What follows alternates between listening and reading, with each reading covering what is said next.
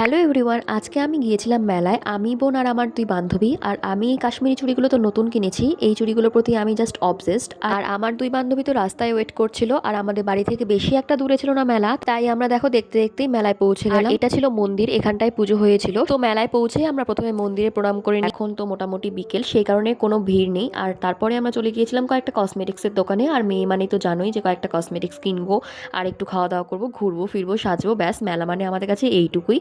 ছোটবেলায় মেলার ইমোশনটা ছিল অন্য রকমের। আর মেলায় আমি ছোটবেলায় গেলে তো সবার প্রথম চুড়ি আমি কিনবো। তো যাই হোক, সেসব কথা বাদ দাও। আর দেখো এখানটা আমরা ইয়ারিংসের দোকানে ঢুকেছিলাম, তারপর বুনু একটা ইয়ারিংস নিল আর আমি একটা নিলাম। আর এরপর দেখো আকাশটা এত সুন্দর লাগছিল, আর বিকেলবেলা মেলাটা বেশ ভালো লাগছিল। তো যাই হোক, মেলাটা যেহেতু খুবই ছোট ছিল, সেই কারণে কিন্তু ঘোরাফেরা আমাদের খুব তাড়াতাড়ি কমপ্লিট হয়ে গেছে। তাই আমরা ভাবলাম যে সেকেন্ড রাউন্ড আরেকবার ঘোরা যাক। আর তখনই কিন্তু এই বাটিগুলো আমার চোখে পড়লো।